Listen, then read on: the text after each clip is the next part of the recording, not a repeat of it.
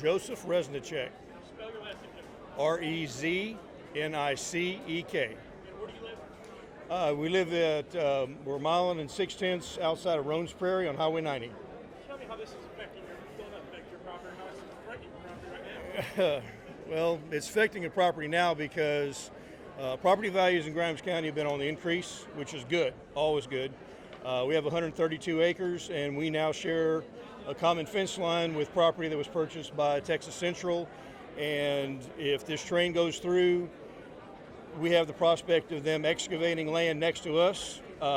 Effectively, who knows how bad it will impact the value of our property. This is something that we've had since the 80s. We've got 3 homes on it right now, and we run cattle. We have effectively put things on hold. We were going to build a home for my wife and I that is now completely on hold until we know exactly what's going to happen. You've had this property now for 40 years, and basically you've called it home.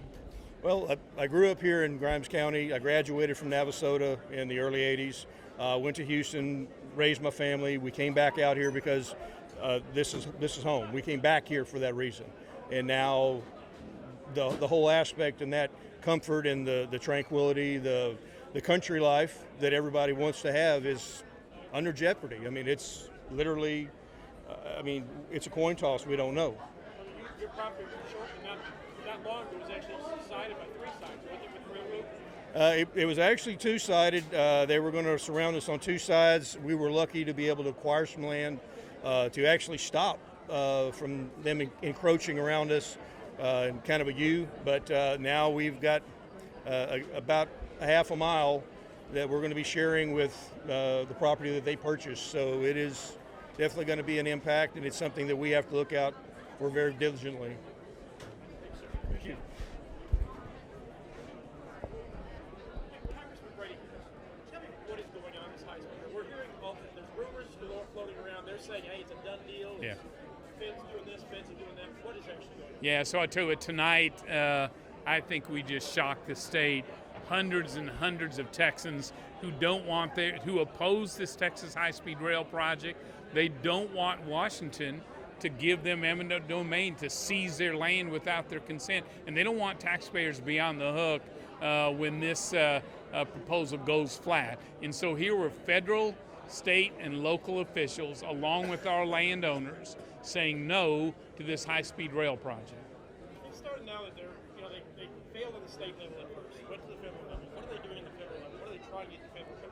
Yeah, so right now, the high-speed rail, they're trying to bypass Texas and trying to get power out of Washington to seize people's lands without their consent. They want the power to start construction. They don't even have the right-of-way. And ultimately, I think they're going to come for taxpayer loans, subsidized loans. And so they're trying to bypass the state. We're trying to stop. We stopped them once in Washington 4 years ago. We believe we'll stop them again this year and return this to a Texas project, which at that point, I think it's over. How are they considering themselves a railroad on the federal level? They're not a federal railroad. They've never tried to be one. But the last 2 shots in Washington, they're trying to say, even though they don't link up to anybody, that you can take a bus, after you get on high-speed rail, a bus miles to an Amtrak station and then connect somewhere else. Well, that's not a federal railroad. It never will be. That's why I think the Surface Transportation Board, again, with our urging, is going to turn them down. Now, they're saying no taxpayer dollars. Basically, they're now trying to get federal loans, and if those federal loans fail, then what? Yeah, so they've said from the beginning this is a privately financed project. We'll take no tax dollars, but they are in Washington beginning the conversations for up to a $15 billion federal loan. Of course, those are subsidized. And if they fail, which most high-speed rail projects never break even, it's the taxpayers on the hook. And so we're holding them to their original pledge, no taxpayer dollars. If it does fail, what does Texas do with 200 some odd miles of elevated railroad? Yeah, that's what our landowners, I think, are most angry about. You take the land that's been in their family for generations, you seize it from them, then the whole project goes bankrupt, and they've lost their family, their legacy. It goes to some stranger. It's just wrong, and that's why so many Texans showed up tonight, and I think this is going to get the attention of the state of Texas. Why so much foreign interest in this? There's a lot of foreign interest. Why so much foreign interest in this? Yeah, so Japan wants to, in Texas, sort of begin to monopolize high-speed rail in America. That's why they're pouring millions into this project. That's why they're lobbying Washington to get this authority of eminent domain. And I think, again, this is not how you treat landowners in Texas. High-speed rail like that, you're saying as far as monopolizing, no one else will be able to tie to their rail, right? Yeah, that's exactly right. They're one rail. It's their way or the highway, and so they want to get into Texas, create a spine, and then really sort of dominate it in the United States. And by the way, it's old technology too. And going at more than 150 miles an hour, there are real safety risks. Our landowners are worried about that too. As far as splitting up, I mean, if they've got the land, they put the one rail in. As far as taking over, if they want to make a Houston to LA trip, no one else will be able to take that line. That's exactly right. Competition's over in America. That's not how we work. And again, I think they picked exactly the wrong route. Like the bullet train ahead of them that failed, they think they can bulldoze through our rural communities in our countryside, and they just don't think our land or our voices matter, but they do. And that's what this town hall meeting was about. Why does it seem like this always comes to Texas? It's been a third fight now in about 20 years. Yeah, it really is. I don't know what it is about these bullet trains and trying Texas corridors and now the high-speed rail. But look, infrastructure, we want infrastructure in Texas, but it ought to work for the communities and not against them, and this one works against them. Thanks, Scott. Your name and your position? Christy Parker. I'm from Harris County, completely against the train. It would devastate our family and ruin basically our heritage. We've had the property in our family since 1831. So we have a business and it would ruin it. Now you live in Harris County? Harris County. Okay. How is it affecting you as far as what area of Harris County you're looking at coming through there? We're right by 99. We're in Hockley actually, and it will go right next to our wedding venue, put us out of business, and it will just basically bisect 360 of our acres. Where in Harris County are you? Right off of 290 and Becker Road. So we have house estate, wedding venue, and it will be shut down because we can't operate with a train going right next to it. And your name one more time? Christy Parker. Parker. Thank you. Thank you. Yeah, I heard you talk.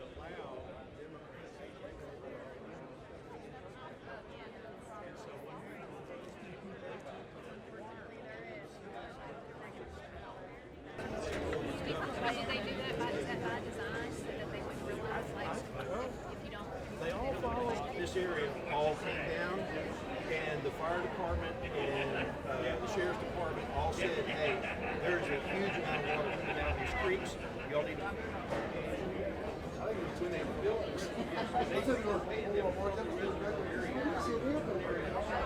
Visitors, welcome to all of our citizens. Thank you for being here. We ordered cold, drizzly weather because we wanted to make the point that you were concerned about what's going on. We didn't want to make it a cakewalk for you. So thank you very much for being here tonight. If I can get everybody's attention, I'd like to open tonight with a prayer. You remain seated, guys. If you will, please take your hats off. But let's go to our Lord real quick. Father, we thank you, dear God, for this day and the blessings of this life. And what an opportunity it is for we citizens to come together to visit with one another, to share with one another, to talk about our concerns, to talk about issues. Father, we pray for safe travel as we leave this gathering this evening. We just thank you so much for so many people that have dedicated their time, effort, and energy to put tonight together. It's an opportunity, again, for us to hear what's going on in our communities, in our counties, and throughout our state. Thank you for loving us so much, Father. Thank you for giving us when we fall short, and it's in your Son's precious name we pray. Amen. Amen. Again, thank you for being here. My name is Joe Fountain, Grimes County Judge. I'm not going to introduce all of the folks that are up here. I'm going to let somebody else do that, but Judge Duhon, who's taking my picture, if you would, he's Waller County Judge. Judge, thank you. Tony Liego, Madison County Judge. Leon County Judge, Judge Ryder. Where are you at, Judge?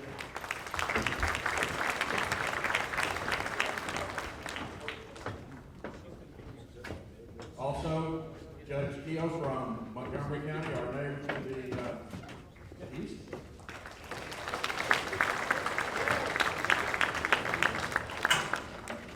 Judge Ryder, I think we have room for you up here. Besides, if they start throwing stuff, we want all of us to take a hit.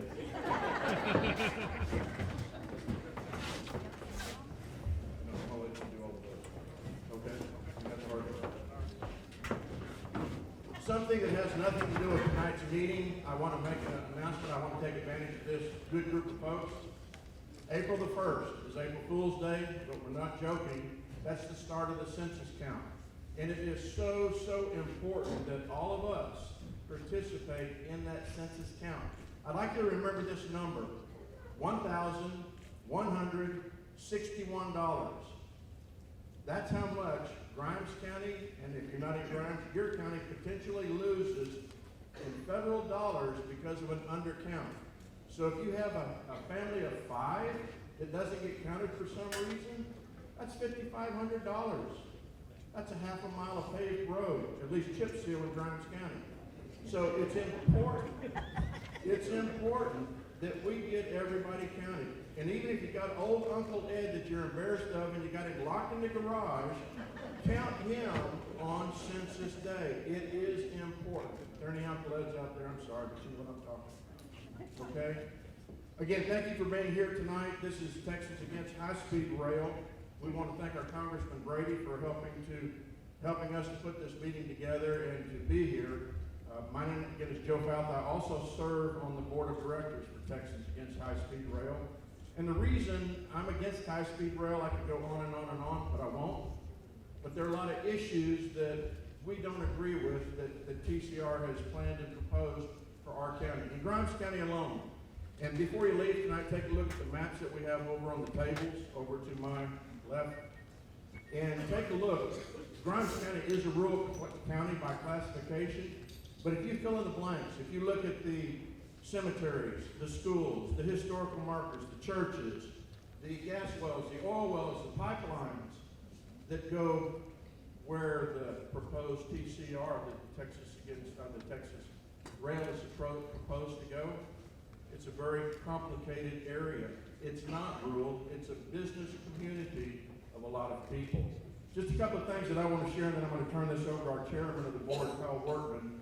But if TCR were to get eminent domain, and let me tell you right now, they do not have eminent domain authority.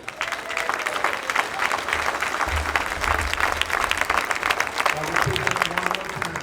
Today, they do not have eminent domain authority, okay? So let the record be set on that. If they had eminent domain authority, they have the ability then to go 2 miles west of the rail, 2 miles right of the rail, which is a 4-mile strip. And if they were able to take that 4 miles for the 47 miles from our north border to our south border in Grimes County alone, goodness gracious, we're looking at what? 169, 170 square miles. Translate that into acreage, that's 108,000 acres. 108,000 acres of Grimes County property alone. If you take a look at what is under contract and under deed of that 47 miles, less than 7 miles has been obligated to TCR. So if somebody says, you need to go ahead and sell your land, we got 85% of the land committed, BS. You can figure out what that means. But it's not the truth, okay? So I'm glad you're here tonight. You're going to get some good factual information. And if anybody disagrees with what we're sharing tonight, information-wise, we will be glad to stay and talk with you and help set the record straight. Either you can correct us or we can correct you. Thank you for being here, Kyle Workman.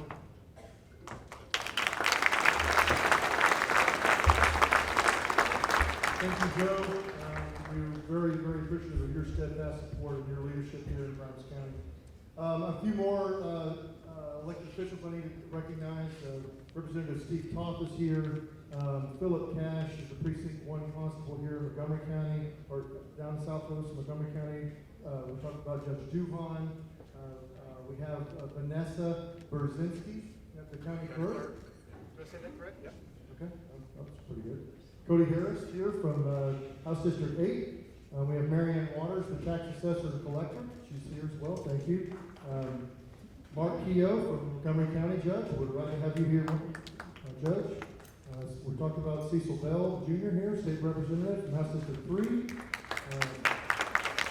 Absolutely. We got a couple of our sheriffs here, Glenn Smith out of Waller County and Sheriff Sal out of Grimes County.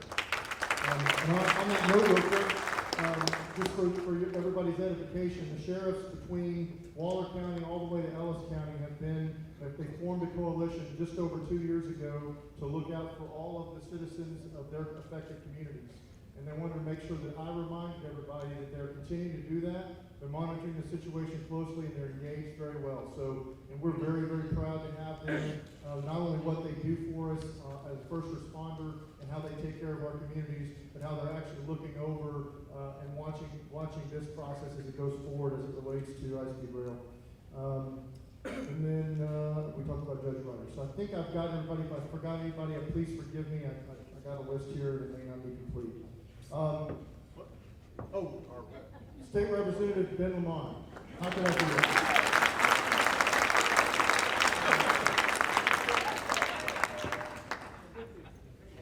We see how this goes? It beat down the mirror wherever I go. All right, before I turn it over to Congressman Brady, and I am very, very glad that he's here. As we all know, we continue to fight the project as a whole.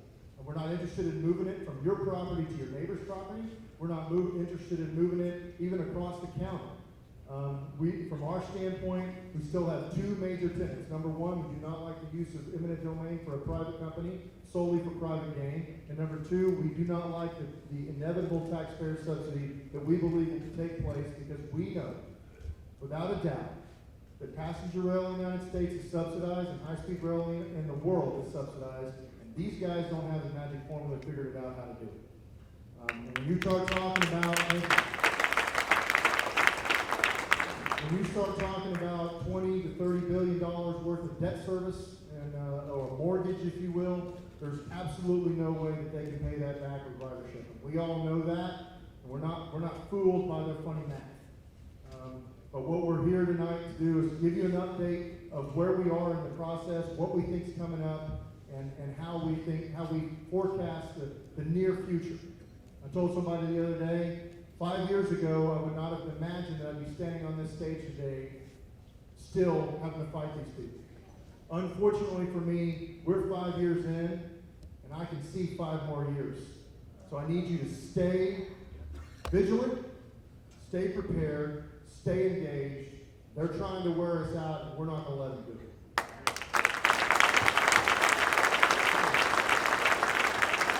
All right. With that, I'm going to introduce to you somebody you all know and we all love, is Congressman Kevin Brady, who is absolutely doing a fantastic job carrying the torch in D.C. And has taken the fight to Texas Senate. And we're very, very grateful. Not only the folks on this stage, but everybody in this audience should be extremely grateful for what he's done and what he continues to do in that regard. And with that, Congressman, tag your wrist.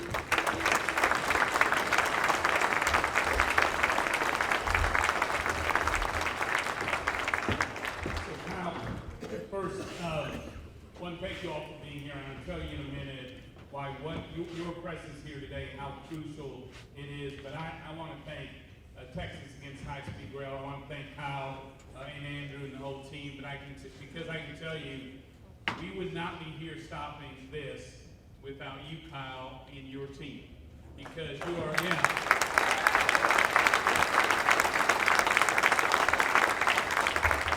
You are fact-checking every fact. You're fighting them in the courts. You're invaluable to us in in Washington. I know you are for our legislators in Austin. You're the landowner's voice here. So join me again in thanking Texas.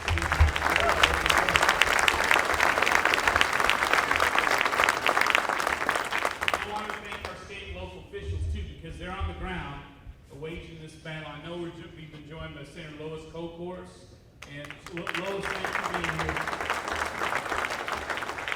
But our state legislators, look, it's uphill and on.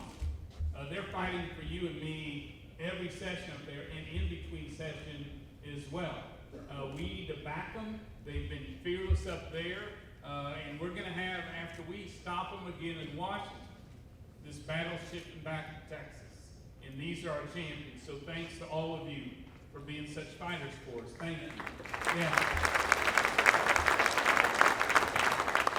And our county judges, Judge Fowl, Judge Duhan, Judge Ryder, Judge Luego, and our sheriffs, again, local grassroots support is what we need. The Sheriff's Coalition got everyone's attention, Sheriff, not just here in Texas, but in Washington, D.C. as well. And every town hall meeting we hold, our judges are there standing up for us and for our landowners.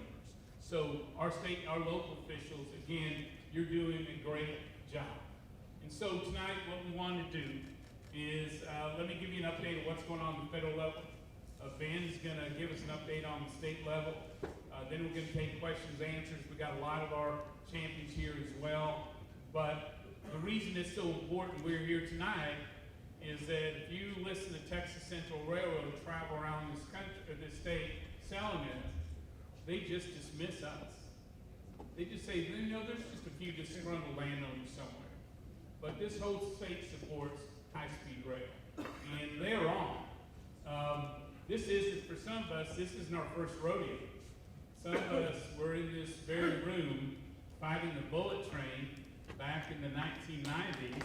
Yeah, and we stopped them too, by the way. And they're making, TCR's making the same mistake the bullet train made. They just assume they can bulldoze through our rural counties, that our lands don't matter, that our communities don't matter, our voices don't matter. Well, they are wrong then, and they're wrong today. And you being here today, all of us, one voice, we're going to send a big signal. This project is going down. This project is going down.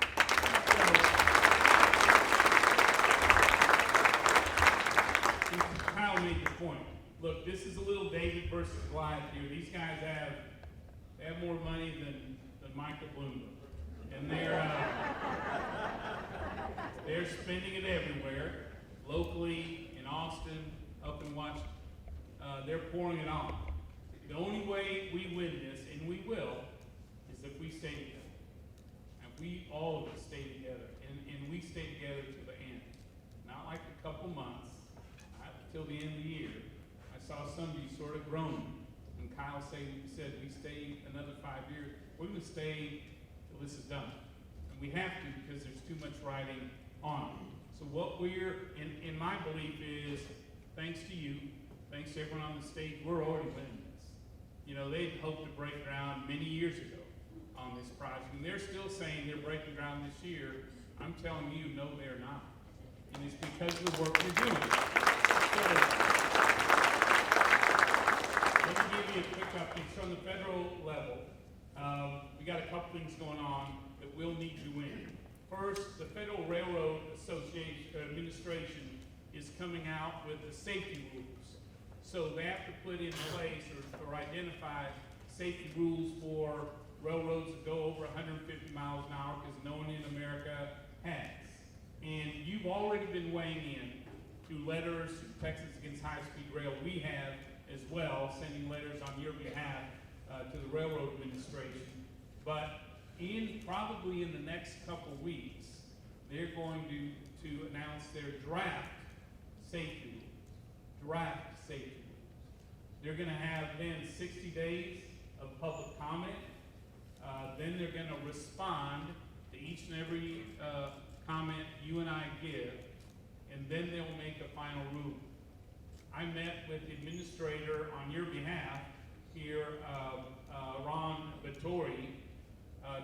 to the items, the issues we had raised on your behalf, and he agreed that they wouldn't just hold hearings public hearings in Dallas and Austin. We asked, and they agreed to hold a public hearing in rural Texas, the ones that are being hurt by this trend. So we're going to need you at this hearing. We're going to need everyone in this room commenting on it, because they got to respond to every one of those. We're going to focus on safety, because we know how damaging this is going to be to our rural countryside. You know, we know it's got real dangers of safety as well. We're going to have to let our voices be known on these safety matters. And by the way, the Federal Railroad Administration, there's a lot of agencies, but these are not the ones who do permits.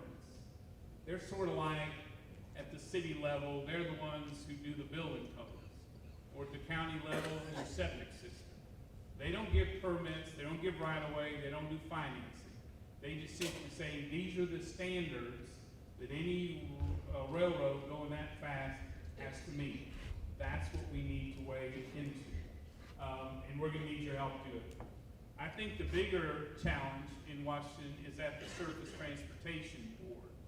So you may recall that when TCR started out, they promised this would be, they sold it as a Texas project that was privately financed. But in 2016, they reversed course. They looked to bypass Texas and go to Washington and apply for permits to do two things. They want to be named a federal railroad, so they can get from Washington, D.C. the power to seize your lands without your consent, eminent domain. And secondly, they want the ability to start construction. Well, all of us, led by Texans Against High-Speed Rail, our local officials, I, in Washington, we fought those applications in 2016 and we won. Those applications were denied.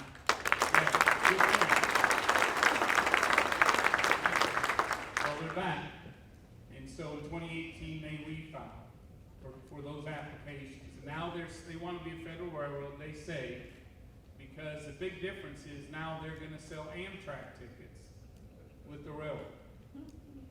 They don't connect to Amtrak. They're like 6 miles in Houston and half a mile in Dallas. They just say, because you can buy them along with us, we're a federal railroad. Well, if they sold movie tickets, would they be a movie theater? Or carnival tickets, what would they be?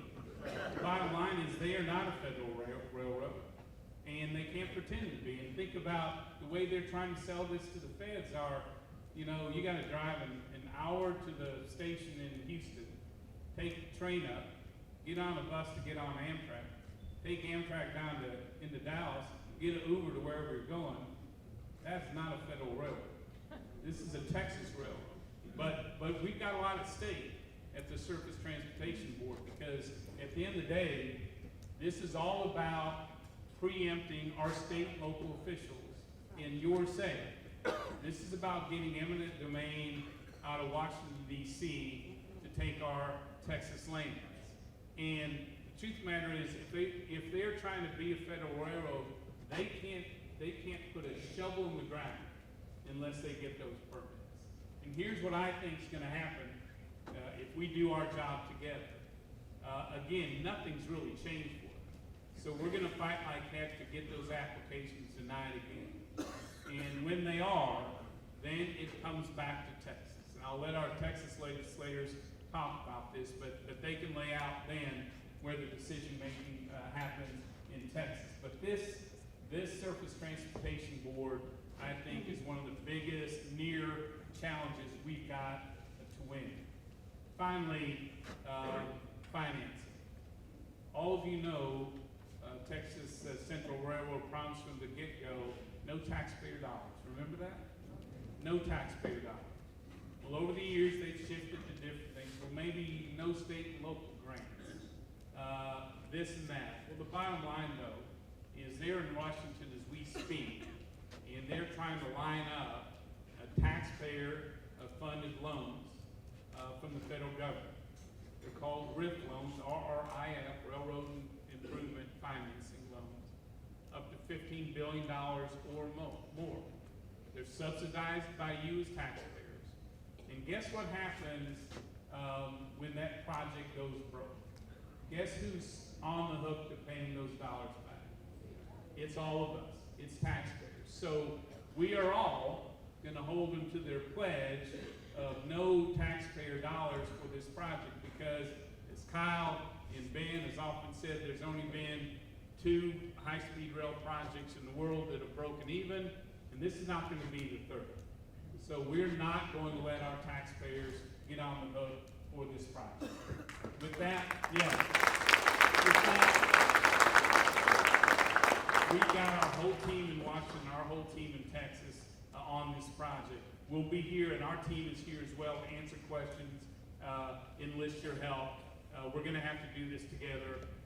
I'll tell you, champion like Kyle from day one has been Ben Lamont, first judge. I keep calling him judge. He's our state representative now. First president of Texas against high-speed rail. He and our state legislators, again, cannot thank you enough, cannot, for the fight you've been waging in Austin. So join with me in welcoming Ben Lamont.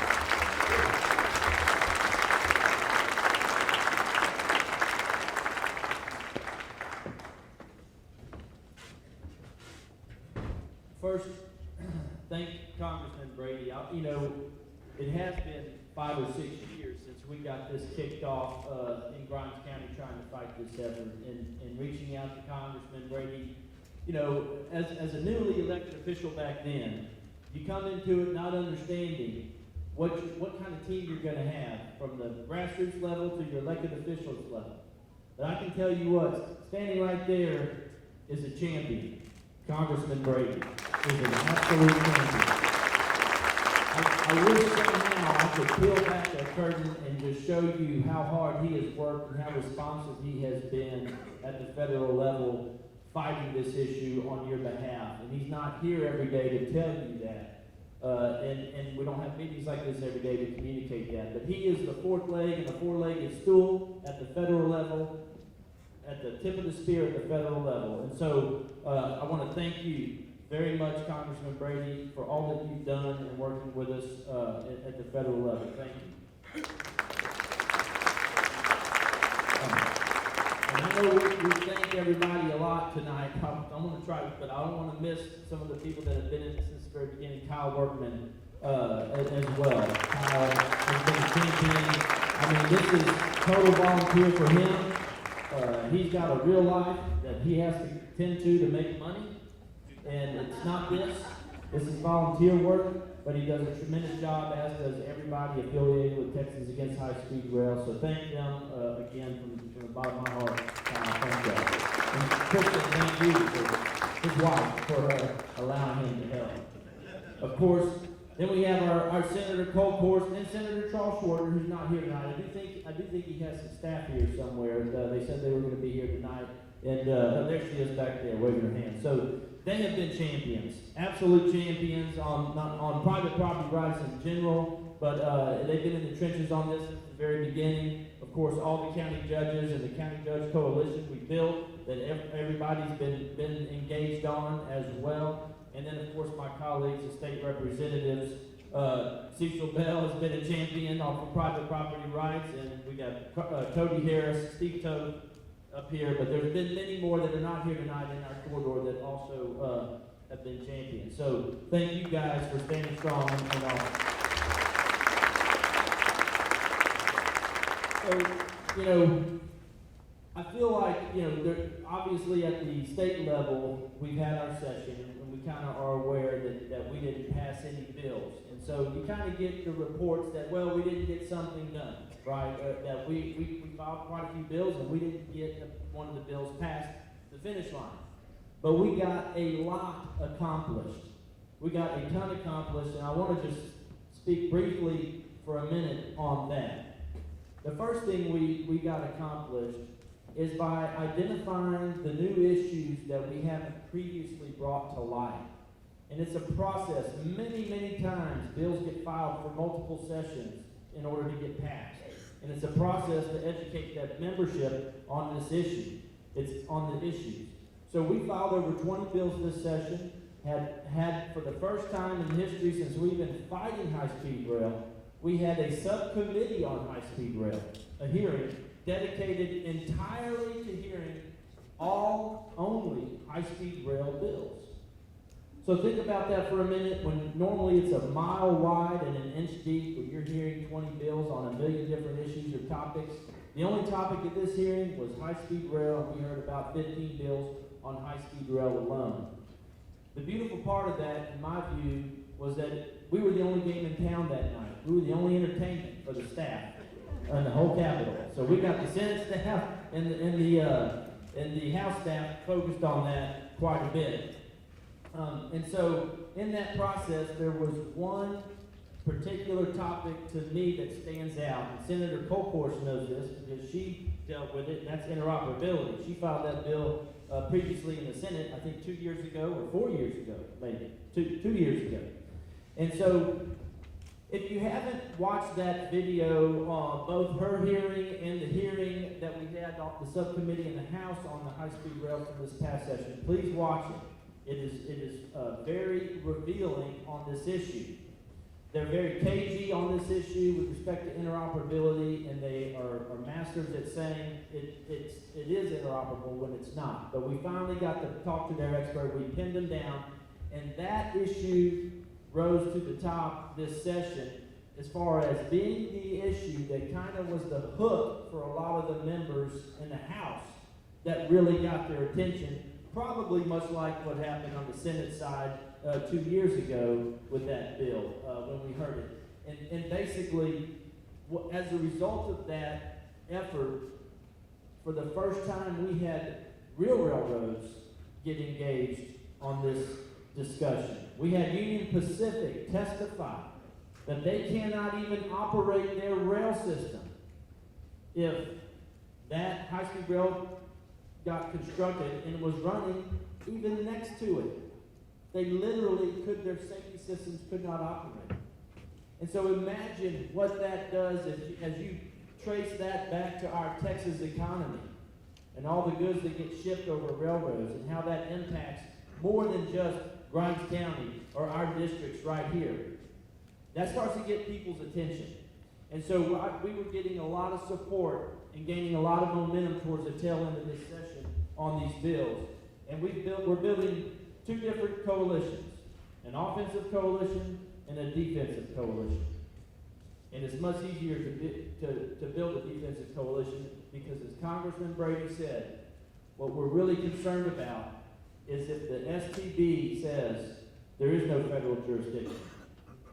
Because what we have is a huge vacuum of regulation here in Texas as it relates to high-speed rail.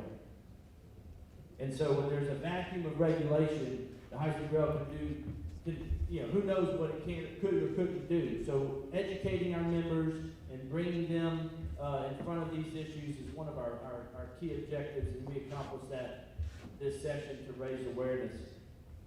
Another thing we did was in May, towards the end of the session, was we had a coalition letter. I think everybody, all the members up here signed it, and many more. I think it was about 10 total, where we wrote to Secretary Chow, Congressman. We wrote to her to express our continued disinterest in this project and opposition to federal support or federal grant monies.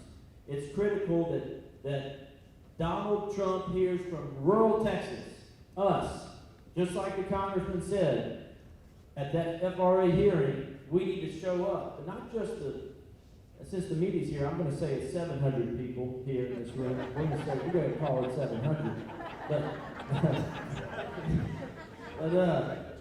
But seriously, Sounds like church. I know all of you know a lot of people that are not here tonight that are opposed to this rail. Please make sure you bring them to that hearing and have them testify as well. So we held TCR accountable. There was a press release today. When you have these hearings and you're filing these bills, and you're having these hearings, they're going on the record on things. And they were on the record about many issues, and one in particular, Texans Against High-Speed Rail released this press release today about how after session, what happened did not reflect what was told under oath during that session. So that's very, very concerning. This holds them accountable.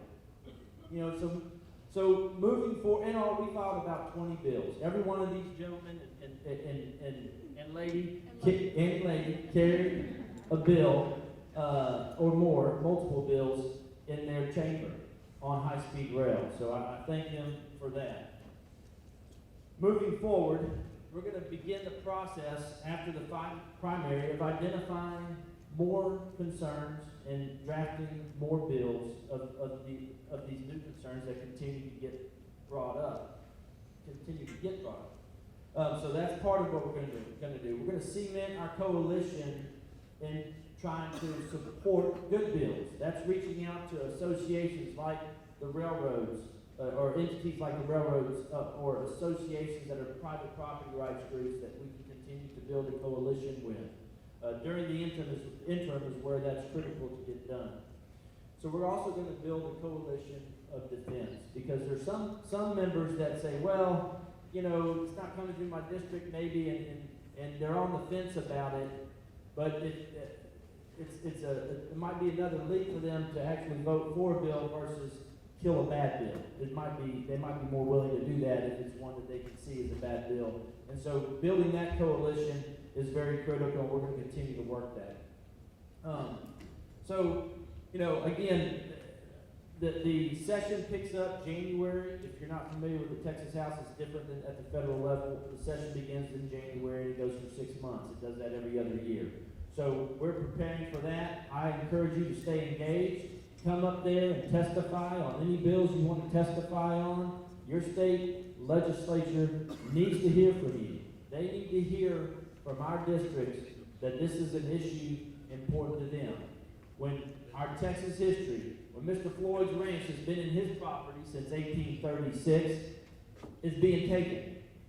Or Robert Upchurch, or so many of our friends that have land that is actually part of Texas history, just being taken by a company backed by a foreign country. But then you also have all your hopes and dreams. It doesn't take just family land that's been there since the dawn of Texas time, but all the hopes and dreams from everybody else that have saved their money, their nest egg, and they moved to their little piece of heaven out here, because that's what it is, a piece of heaven. And they just shouldn't be able to take it for this reason. So that's the update from the state side. I know my other colleagues want to speak more about their updates that they want to give. So thank you very much for the opportunity to be here tonight. Thank y'all for staying engaged and please remain engaged. This is Senator Colcourt. She used to represent Grimes County, by the way. It's good to be back home. I want to thank Ben Lamont for extraordinary leadership in his freshman year in the Texas House. Y'all should clap for that. A number of counties. Unfortunately, Grimes County isn't in my Senate district. I want to thank Charles Schwartner for his great partnership, and he lets me be the ex officio senator from Grimes County sometimes, so I appreciate him letting me share it. When I drove up tonight, I was a little bit late, and I have to tell y'all why. Jake had a school event, and all of you that know me probably go, oh, he had some kind of baseball game. No, he actually had some kind of literary event tonight. They had a Great Gatsby party because they're reading the Great Gatsby. And so anytime my son opens a book, I want to go and witness that. So, but he was able to get a hook into it. He dressed as Babe Ruth tonight, so it was pretty funny. I've worked on his costume for a couple of weeks now, and surprisingly to me, he put a pillow in the costume, so he was a real Babe Ruth tonight. But driving over here, when I drove up to a very familiar building to me, I looked in the parking lot and I called my chief of staff, who's been with me for 20 years, Chris Steinbach, and I go, Chris, there's as many people here as there were for the Trans-Texas Corridor meetings, okay? So how many of you remember the Trans-Texas Corridor meetings? Yeah, all right. Now let me tell you something. This is what I always want you to remember. I know that Kevin Brady, you're the only one that served longer than me up on this stage, okay? And I mean, I tell you, I was running the Chamber of Commerce in Washington County when you got elected to Congress, and we've been really good friends. Cecil, you came to the legislature in 3? Now, 2003? 13. Oh, God, I had 2 years. You're just still a baby. Let me tell y'all something. The power comes from the people to the government, not the other way around. And this is what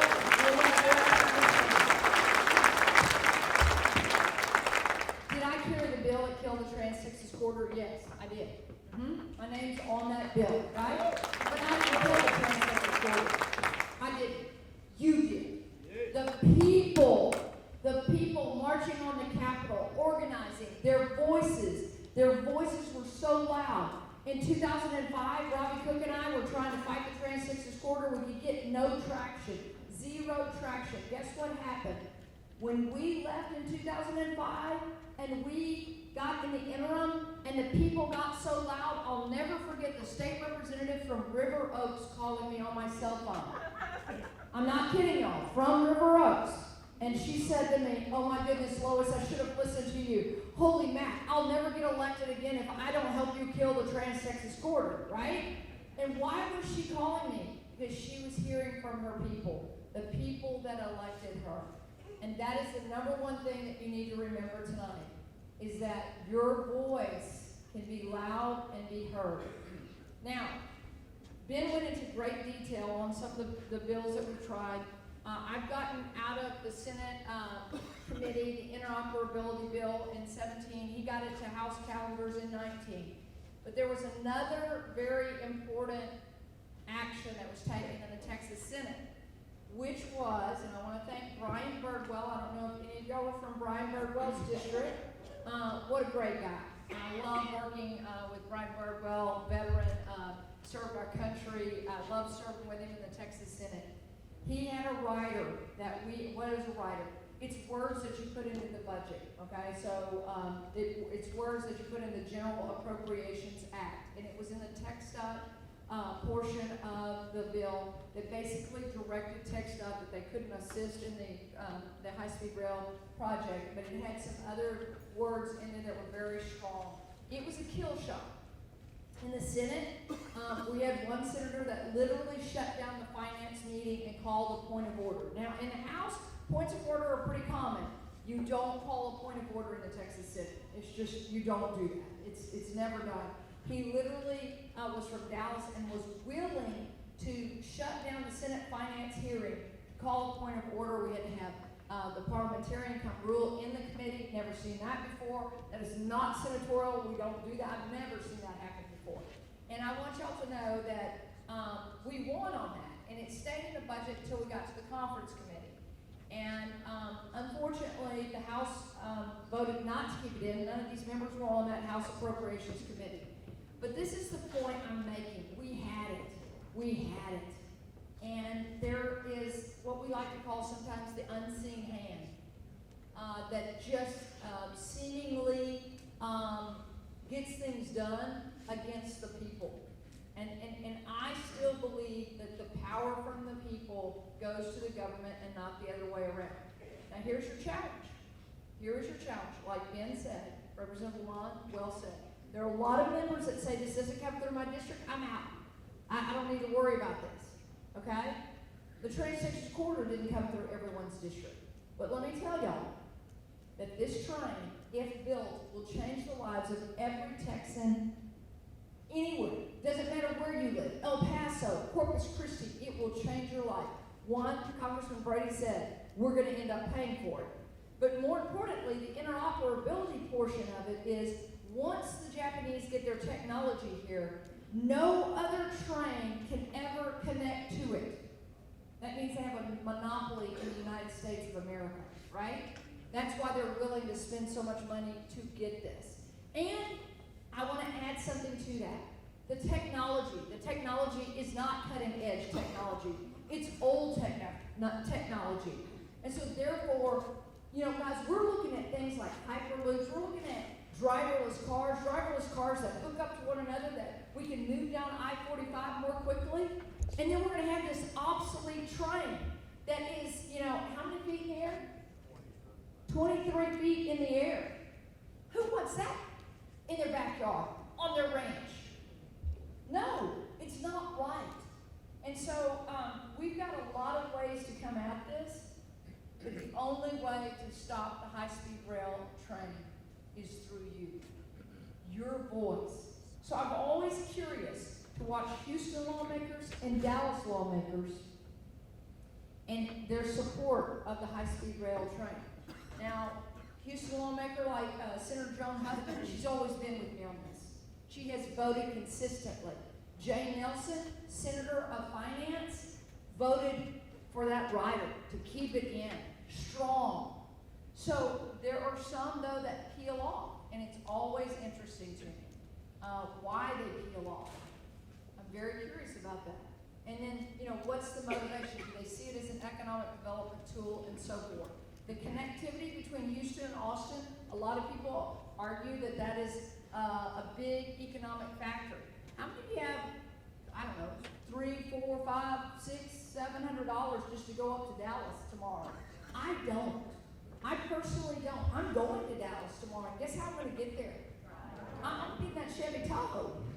That Chevy Tahoe. I mean, it's going to cost me about $35, $40, right? With my gas. Depends on how fast I drive.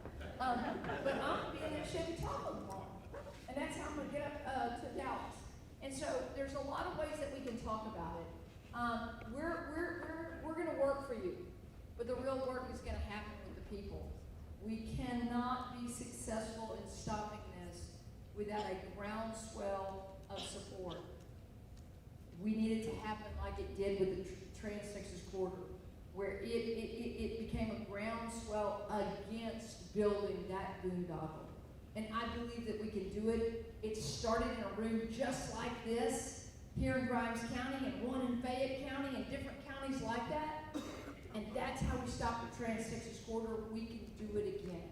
So it's a high honor to sit on the stage with these elected officials, but even a higher honor to listen to y'all tonight and to work for you every day. Thank y'all so much.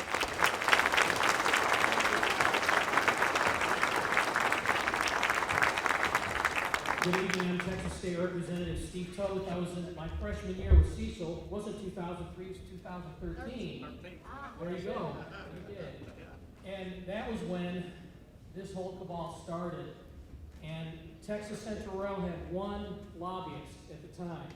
And he came to me and he said, Representative, he said, this is going to be the greatest thing. It's going to go right up 45. It's going to be quiet. It's going to be stealthy. We're not going to take anybody's private land. We're not going to take any government dollars to do this. Man, this thing was birthed in fraud and deception, wasn't it? Amen? And ever since that time, they've gone from one lobbyist to, I don't know how many lobbyists they have now. In fact, this last session, we kind of said, this session turned into no lobbyists left behind for Texas Central Rail. I mean, they have more lobbyists. I had 3 different guys call me and say, I was assigned to you. And, as Ben said, though, we frustrated them to no end this session. We're going to continue to do that. And I just want to share this one thought with you, and then I'm going to sit down. A major corporation did this to my mom and dad. They bought property in 1947 in an area that wasn't real great. 15 years later, it blossomed into a beautiful area, and a major corporation wanted to come and build their world headquarters there. They didn't go to my mom and dad to negotiate for the sale of their property. They went through the city, and they took it through eminent domain, and they got about a third of its value. But what's more caustic and evil about this is that it's not just the people that lose their land, it's you who are adjacent to it, right? Your values are going to go way down. And because your values are going to go way down, everybody else in the county is going to pay a higher tax rate to make up for it. You're all going to get squeezed. This does not affect one person, it affects all of us across Texas. And I would just share this with you. Like my mom and dad, my mom passed in November. My dad's 94 years old. They never recovered financially from this. Each of you has a story. And I want to encourage you, if you're not on Facebook, go to your resident IT director, which is either your son or your grandson. And you learn how to use Facebook, or you get them to help you learn how to use Facebook. And you go on to Texas Central Rail, Texans Against Texas high-speed rail, and you share your story. Because your stories are important, and your stories are going to help us defeat this in the 87th session. Okay? God bless you, and thank you.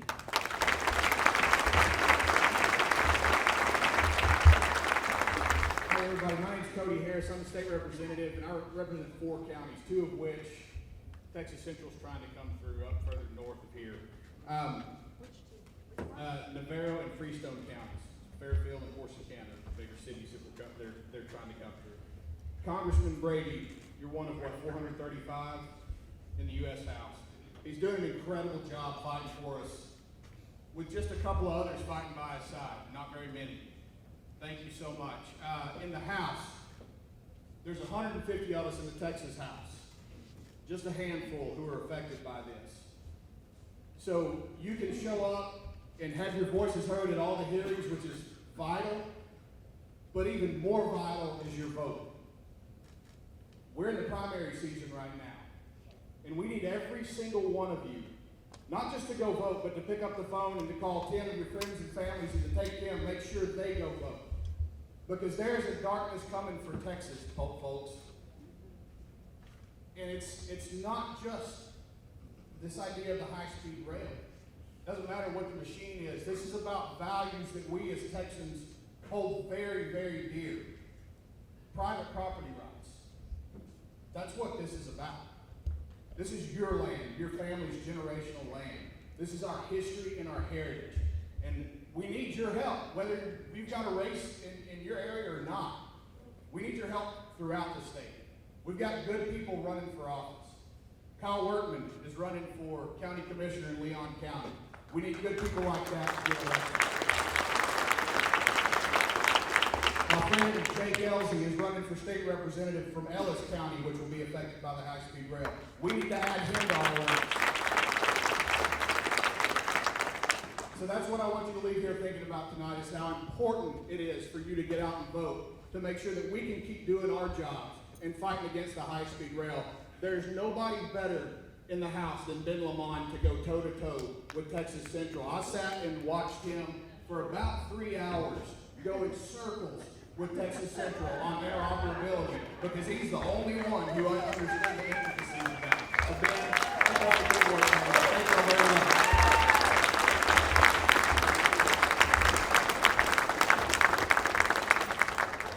Thank you so much for that, Cody, and everyone. All right, so we're at that point in time now. We're going to do a little bit of Q&A. We've got obviously a brain trust here that wants to share their thoughts with you and try to answer your questions. So we're going to try to keep them short and sweet so we can get kind of wrapped up here. But with that, I'm going to open it up and give. Oh, I'm sorry. Never mind. You said you weren't going to talk, but you're good. I have never said I would. These are all my friends. I saw most of y'all at the Land and Resource Committee here, and I want to thank you for being there. I tell you what, it's been said many times, many ways this afternoon, how important you are in the overall process. And I'm not going to take very long, but I am going to say that when you come before those committees and you testify in front of us, it's a powerful thing to do.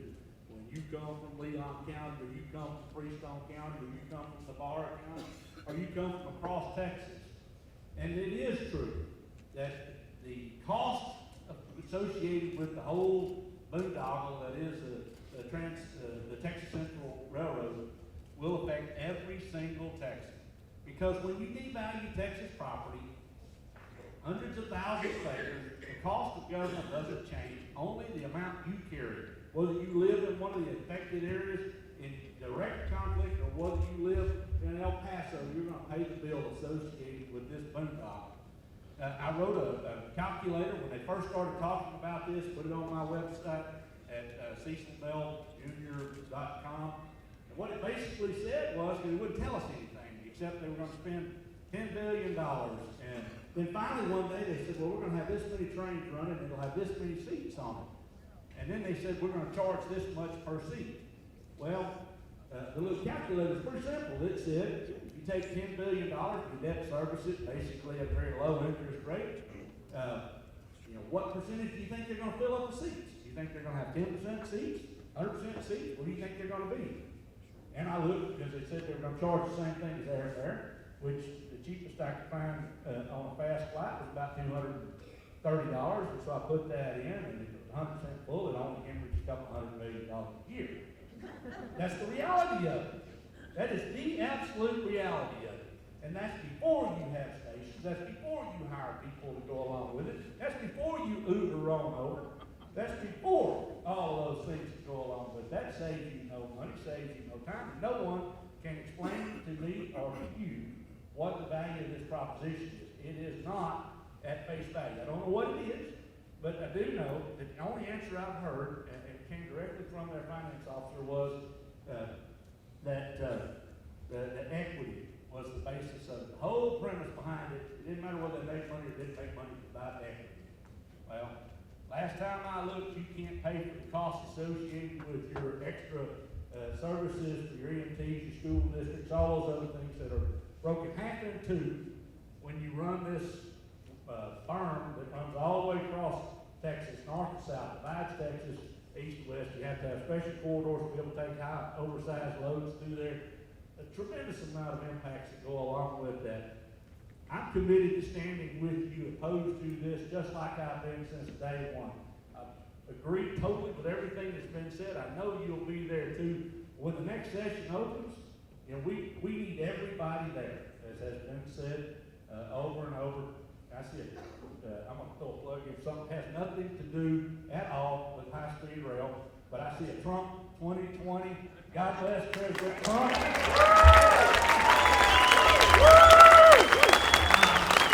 Boy, totally different place that we were in under that last punch. Thank you, Lord. Amen. Well, I'm just going to say again, I appreciate you being here, and I expect to see you there. I know you'll be there. My family hasn't been in Texas too long, only since 1852. In Leon County, one of my neighbors in Freestone County, which by the way makes me your constituent, so we're going to have to talk. But is Senator Copeland, who bought a ranch right across Highway 84 from us. So anyway, your private property rights are supposed to be defended in the state of Texas. And the people up here on this stage are committed to making sure that's the case. If you need anything, my office stands ready to work, and I'm in front of them working for you already, and we're all going to work together to make sure we get this job done. Thank you for being here.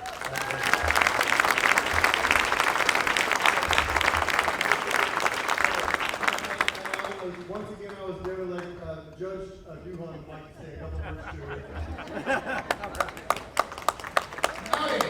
I'm going to keep this real sweet because I know we want to get to some questions, but I cannot pass up this opportunity. And this is not anything that I cleared through Kyle at all, so he's probably nervous right now about what I'm about to say.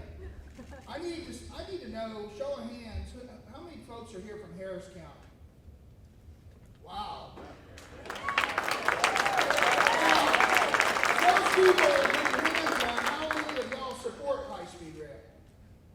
Okay, that's what I thought. How many folks are here from Waller County? Excellent. Okay. So last October, myself, Judge Fowl, Judge Ryder, and Judge Little from Ellis County, I know he wanted to be here tonight, but he had some other things going on. We went up to Washington, D.C. We spent some time with doing some meetings with the FRA and STB, and Congressman Brady, your staff was incredibly gracious. Congressman Brady is the biggest advocate we have in Washington, D.C., hands down. You've already heard that tonight. He has done an outstanding job. So why am I up here talking? Because he needs some help. Now, if you're from Waller County and you're from Harris County, your congressman is Michael McCall. My congressman is Mike McCall. I love Mike McCall. I think he's done a great job. He is a very influential congressman. On this issue, he has stayed on the fence. And I have tried for the last 4 years to be very diplomatic and to use the carrot to get him to understand how important this issue Harris and Waller County. Because you gotta understand his district not only includes Waller, but it goes into Harris County. Does it catch any of Montgomery County? No? Okay, so Harris County. And they're a little nervous because they think that because of Harris County, that they're gonna lose votes. And I have told them the people in Harris County that support this project are not gonna vote for you. But Waller County votes for you. And the folks that raise their hands from Harris County, y'all can vote for Congressman McCall. So here's what we're gonna do. And I was involved in the Trans-Texas Corridor fight. I was with Citizens for a Better Waller County. We were one of many grassroots groups across the state. And Senator Goldbush, thank you. Because it was the grassroots groups that killed the Trans-Texas Corridor. Don't let anybody ever tell you otherwise. And you know how we did it? We did it in the trenches. We did it from the ground up. We didn't even have Facebook and social media. We did it by email. I would send an email out to 10 people, and they would send it out to 10 people, and 10 people, and 10 people, and we would all say, here's a phone number. Call this legislator. Call this senator. Tell them we are not going to stand for this. And it would be so many phone calls. I would actually get a call from Glenn Hager, who at that time was our senator, and he would say, we got it. Please, call off the dogs. We can't answer the phones. We have other calls that we need to make. But you know what? That's the kind of thing it took. So, again, Harris County, Waller County, raise your hand. Now, everybody else that's not from those counties, turn around and look at those hands again. Keep your hands up. And so, here's what we're going to do. Folks in Waller and Harris County, when y'all go home, we're going to make some phone calls. We're going to send a few emails. And we're going to let Congressman McCall know that it's time for him to get off the fence on this issue. Now, the rest of you who are not in Congressman McCall's district, if you have time, you can make a phone call too. Because you can tell their office, I don't live in your district, but I know a lot of people that do. And I promise you, I will let them know if you support this high-speed rail or you're against it. And you need to be on the right side of this fight. It's too important. It's too critical at this juncture to be neutral. Okay? So we have got to it's time to turn up the heat a little bit. It's time to go with a little bit of stick. I want to get a phone call from McCall's office saying, I don't know what you did, but we need to meet with you. Because it's time for them to get off the fence. So that's my message. I want the folks in Waller County and Harris County, I want y'all to start making some phone calls, and I want you to reach out to McCall's office, and I want you to let him know how you feel about this issue. All right? Just everybody's got to remember, and this was true in the Trans-Texas Corridor, and it's true today. Margaret Mead said it best. Never doubt that a group of small, committed, thoughtful people can change the world. It's the only thing that ever has. And we can do it with the folks in this room right here. Thank you. Thank you very much, sir. Okay, I don't know how I can follow that.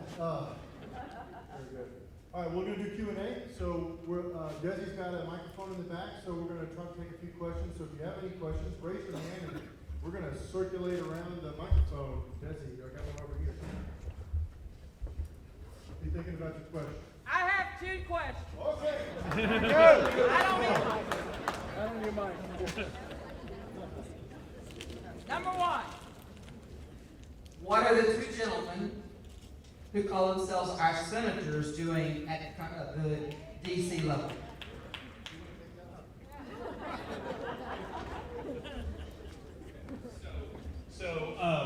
One, both Senator Cruz and Senator Cornyn, we've kept them in the loop, and they've been keeping us in the loop as well on this project.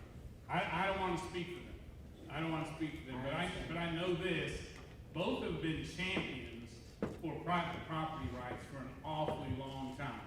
I think just continue to reach out to them until they get you an answer. I know this. They've been terrific to work with in our office. I don't want to speak for them. Kyle, do you have updated? In general, their position has been, kind of a wait-and-see position, which we're not really happy with, obviously.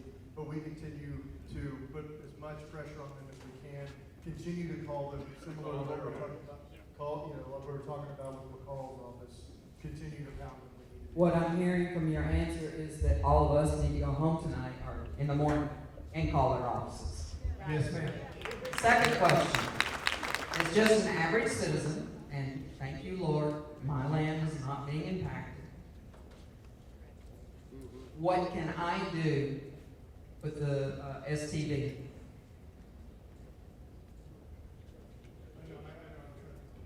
Well, we're going to have some hearings coming up related to the FRA. We spoke about that earlier. There will be those. I understand that. That'll be one opportunity. As far as the STB goes, you're absolutely well within your rights to send in a letter of your position. There is a process by which you can do that, and they'd love to hear from people as well. So there's not really a place to call, I don't believe, but I think you can send a position statement. And we have some information on that down here. We can help you out with that if you're interested. So anybody else? Okay, Mr. Schofield, and if you want to have a question, if you'll make your way to the back, or it'll make it a little quicker. But she's coming.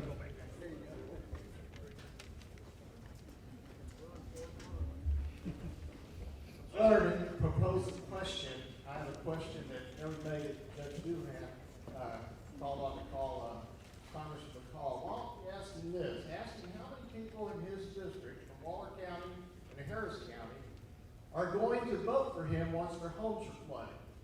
Because this project represents a great threat to every home in his district. I think that really needs to be brought to his attention. Yes, sir. Thank you, Mr. Schofield. We got another question back there in the back. Johnson?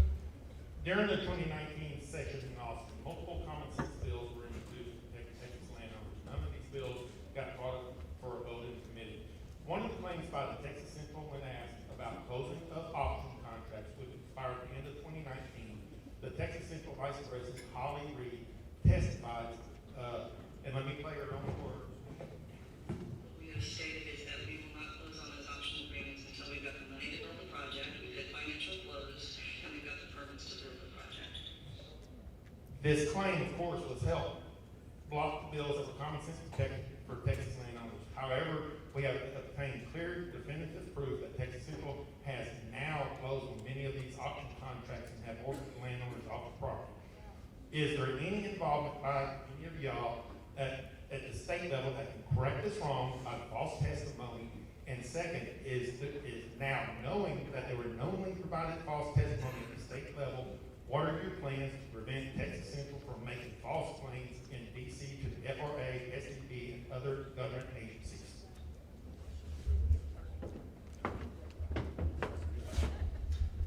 So that was I think it happened a couple of times. One of those was my bill. I think one was Cody Harris's bill that you're referring to.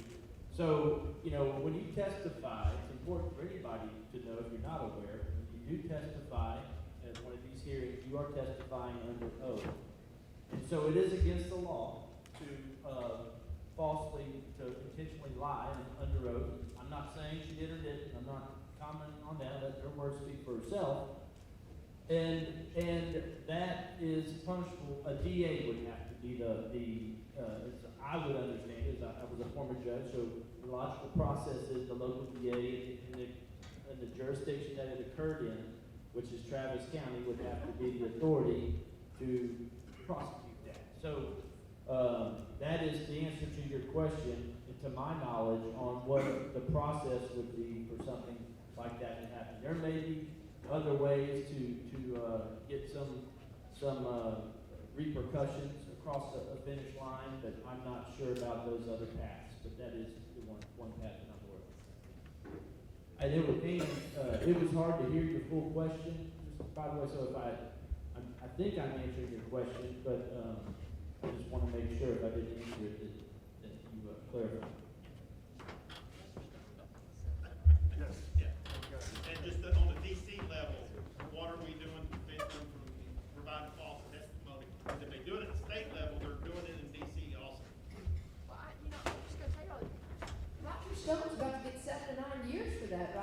we all kind of laugh, but I mean, in the news, just go turn on the news right now. So I think that perjury should come at a pretty, it should be taken very seriously. So, that's something we need to look at in the jurisdiction.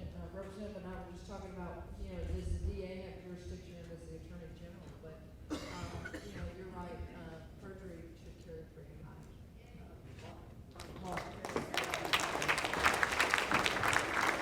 I was just going to share, mention that myself, Judge Duhan, and Judge Ryder, when we went to Washington, D.C., we met with the FRA, we met with the STB, and when we told your side of the story to them, they go, oh,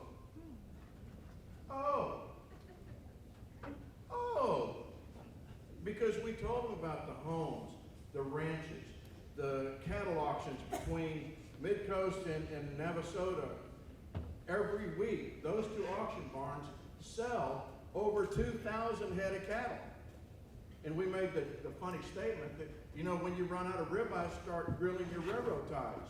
And, the point is, they're not hearing our side of the story from TCR's lobbyists. We only have one lobbyist in Washington. Andrew, where are you? All right. How that guy is so connected with everybody, I don't know. And he works for us at a very discounted rate. We're going to make him famous one day, and that's okay when we're with TCR. But he is constantly helping us get our message across to those agencies. You need to get our message across to those agencies. When you look at these maps over here, it's not vacant rural property.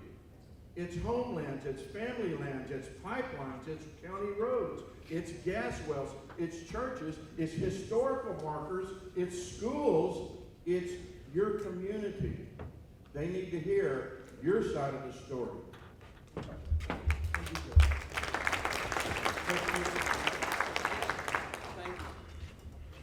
Thank you. Well, what an honor it is to be here with y'all. I have to tell you, especially with Representative Lamont, he kind of went from judge to there, and I went from there to judge. So I got kind of a special spot in my heart for him. I have to tell you though, I was in this with Cecil, with Representative Bell, with Representative Toad, and Senator Colport, of course, Chairman Brady from the beginning and from our district, and I got to know the judges, and I have to tell you, they pretty much said it all tonight about what's on the line. But as I thought about this coming up here, and I thought, when I first got in the House of Representatives, I took the time to read the Texas Constitution. And I looked at the Texas Bill of Rights. You know that the very first article of the Texas Bill of Rights is who we are as a state.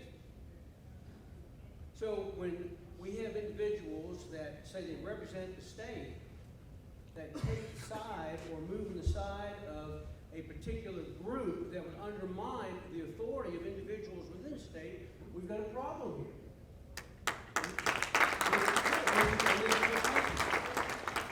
I have right down here, in between my legs, in that book right there, all the federal stuff on eminent domain. Now here's the deal. I took the time to memorize the first article.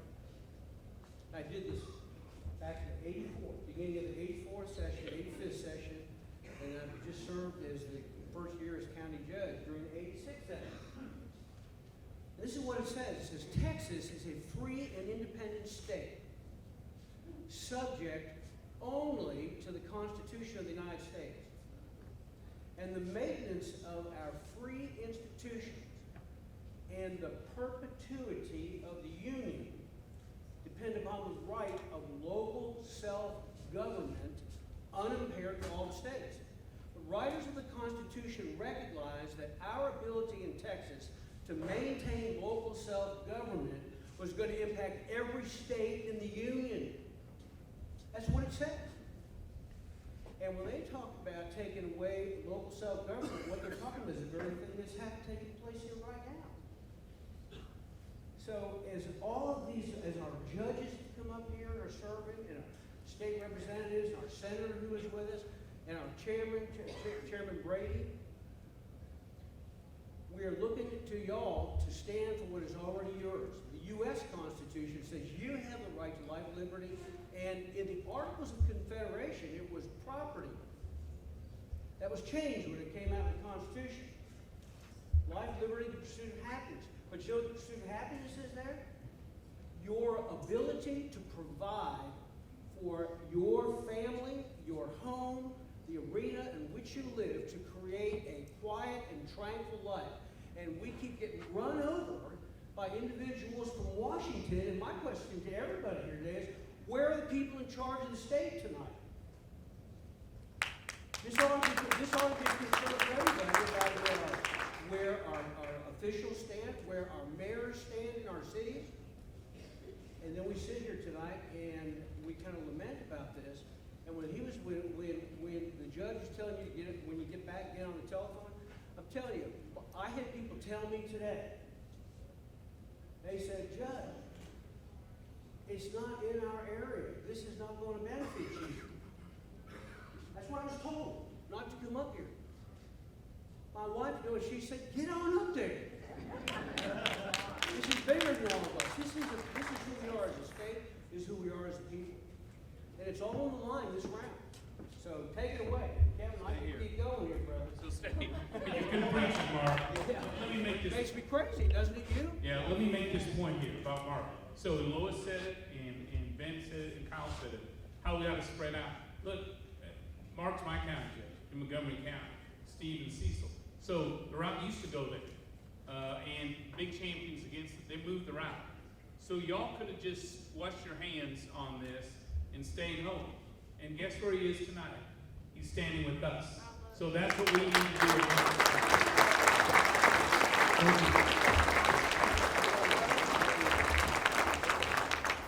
Okay, one more question. Maybe one more? Maybe three more? Okay, so I'm getting signals, smoke signals from the back. Go ahead. This is a huge project that they're proposing. I call them Texas Cylinder, which I think is probably more appropriate. But with all of the rail line, all of the substations and everything else, it's going to require clean water permits, possibly hazardous waste permits for each one of those facilities.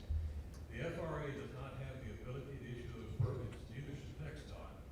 But I want the people, our elected officials up there, to come up with some way to ensure that they don't backdoor and go around TCEQ and EPA and try to come up with another way to get these permits, because it's not there, but in some cases they usually find a way to get around it. A good example is this week, for the border wall, they were able to get around some of the permitting there, and that's national security, and I agree with that. The Texas Slender is not national security. Sure. Very good question. And Texas Against Ice and Rail and all the folks on the stage are attacking that very problem from every different angle. We're in contact with TCQ, U.S. Fish and Wildlife, the U.S. Army Corps of Engineers, who does some of those water permits that you're talking about. We're monitoring all of that. We're in contact with them. They know we're coming. They're bracing for impact. Okay, because we're preparing for the inevitable challenge that's going to take place. We know they're going to issue flawed documents. We know they're going to try to push through these different things, and we're going to be ready to fight them when we get there. Unfortunately, we have to get to some certain milestones before we can make certain challenges. But I can tell you that we're preparing for those. We still have bi-weekly phone calls with our staff and all of our consultants to be prepared for those when they come. And so, very good point. We're going to continue to do that. And we will continue to provide information as it becomes available. Make no mistake, we will be there to challenge them when the time is right. Just we're not quite there yet. Yes, sir. Let me share with you on a kind of a lighter note what we've done in Madison County. And it addresses part of that question. You know, they have exercised some of their options, so now they're official property owners in the state of Texas. And with that, we felt it incumbent that they understood how it worked in Madison County.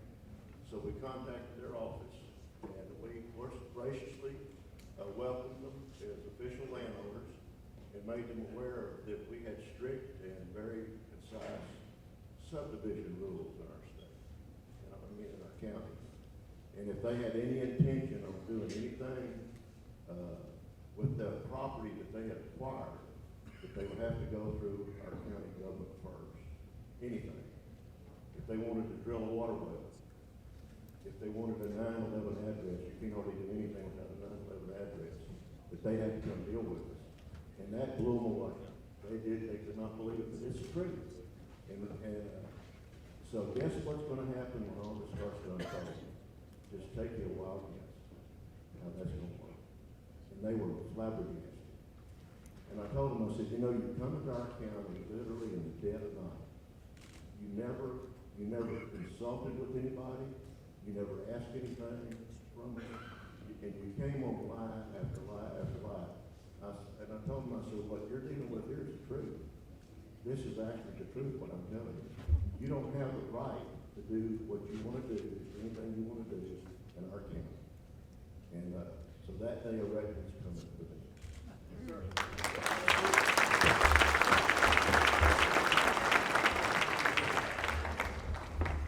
I won't keep you very long. It's an honor to be up here with these representatives, senators, and judges, and these people that are working hard for the train or against the train. My county, I'm Leon County, and a lot of y'all don't even know where that is. It's on down south. We're right in the middle of this train business.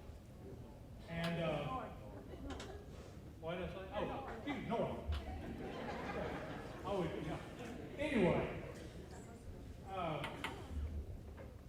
we were one of the first counties to pass the resolution against the train. We could see it was going to be bad from the very start. One thing that I really want to stress, though, is that we have really 5 very liberal, large cities in our county. And those people are going to push all they can to have a train either going from Dallas to Austin, or Dallas to Houston, or whatever.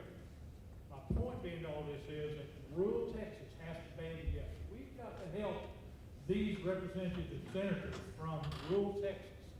That means that if you got somebody that you know out in Muleshoe or wherever it might be, call them and tell them to get them organized to vote people in that will be against the train. Very critical that the rule, they're trying to take the rule over. They're trying to take us where we don't have any voice at all. And we need to have more voice. Look at all the people around here. We represent a lot of land. We represent a lot of people. But we have to be together on this, or we're going to be defeated. Because they're going to put it somewhere else, and when they do that, they're going to move over here to where we are. But anyway, it's great to be here tonight. I'm glad to see this crowd here tonight, and thank you very much. Just a few little comments. The main reason is, why do they really want to do this? What's the main reasons that they figure that they need this? And who's going to make the money from it? And after it fails, if it wouldn't get passed, what do they do with the land? Okay, that's a 3 or 4 part question. I'll start. First of all, it's all about money. It's all about the exporting of Japanese rail technology. We all know that Japan is an aging country. They can't hardly grow internally anymore, so they have to push their stuff out. They have their own central bank, so they can print money. It's not really costing them anything. In fact, I think they have negative interest rates, if I'm not mistaken, as it stands right now. So for them, it's actually cheaper for them to spend the money than to hold the money in the bank. So that's part of the problem. Who stands to benefit? In the local area, it's going to be primarily the construction conglomerates, right? The folks that are currently pushing the project from a consulting perspective.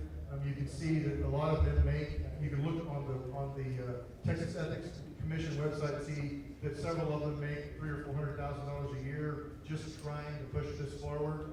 And so a lot of it is consultants at a trough having this Japanese money, and then the construction conglomerates are all licking their chops to hopefully get a bunch of free, a lot of money for a project like this.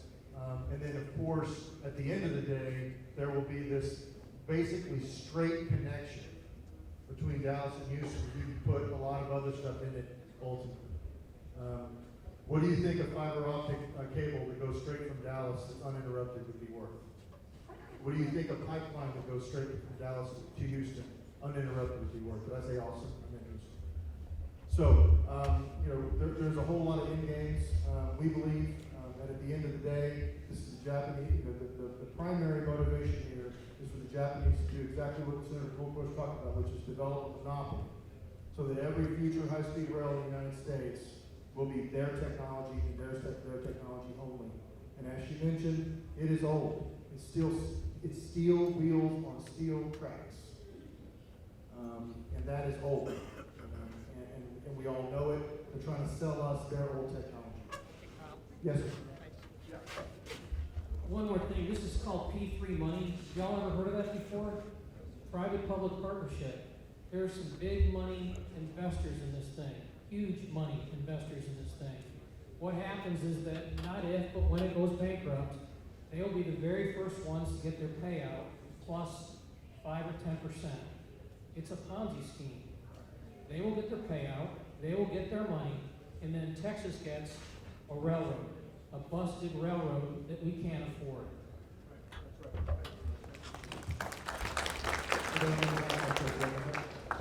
Okay, so let me tell you one other thing. We had a lot of flack. I'm with the Texas Farm Bureau. I'm on the Madison County Farm Bureau board. So I know here in Grimes County a couple years ago there was a full-page ad taken out that Farm Bureau was not supporting high-speed rail. One of the things that Farm Bureau does is we will not support or fight against anything we don't have policy in our policy handbook. At that time, we had no policy written in our Texas Farm Bureau policy handbook. It takes a while to get this policy written. Madison, Grimes, Leon, Freestone County, we all got together. We wrote some policy.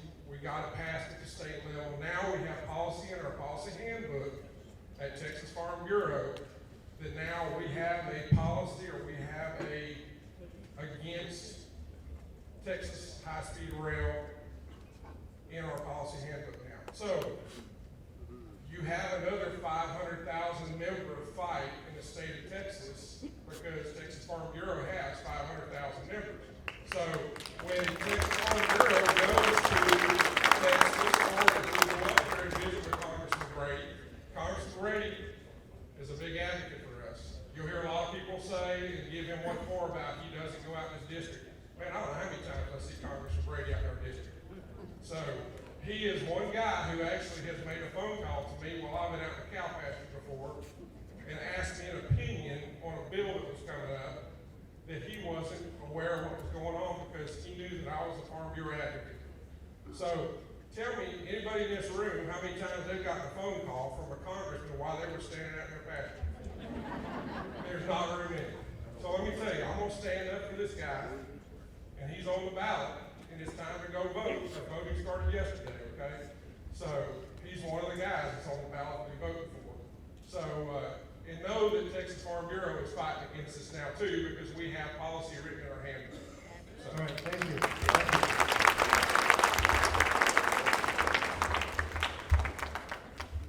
Yeah, my question is how well, a couple of things. One, how can the FRA publish their safety rules when what is estimated to be up to 70% of the route has not been surveyed? And before you answer that question, ladies and gentlemen, one thing I'd like, I know there's been a lot of hand raising. How many veterans are in the audience, the crowd tonight? Okay, quite a few. My point of having you raise your hands is I would just like everybody in the room tonight to know that for me, I'm a veteran also, that the worst thing about this whole project being a veteran is to have to come home, build a home, and then have to fight for what is rightfully ours. That's the worst part. Pretty sure, Mr. Brent. So the answer, because we asked that on your behalf to the Federal Railroad Administration, is they said when Texas Central Railroad notified them that they were pursuing this project, it triggered that National Environmental Protection Act, the NEPA environmental process. That's what drew them into the safety standards. So the point being, the safety rules are coming out here over the next couple weeks. It is crucial we crush those rules, proposed rules, with everything we've got. We're also fighting the NEPA process as well, and I think they assume there'll be a few people who comment on all these rules. We have got to just flood it, every one of this room. Thanks for the question. I just want to say that I'm getting older, so it's hard for me to get around Austin and stuff.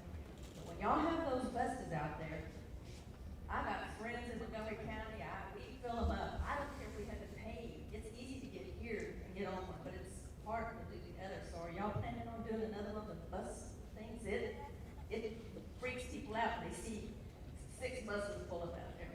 Yes, ma'am. We will have another capital day this next legislative session coming up. I think that's what you're referring to, and we will be absolutely doing that. It's been a huge success. I know it's provided a lot of support for our friends in the Capitol. When we're in there, also helping support them, and we'll be doing that when the session kicks off this next go around, which will be in 2021. So, yes, ma'am. On that day, y'all need to come and we need to do a rally on the steps.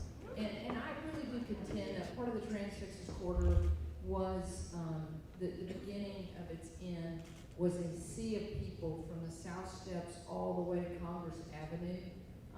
Thousands of people out there and a rally.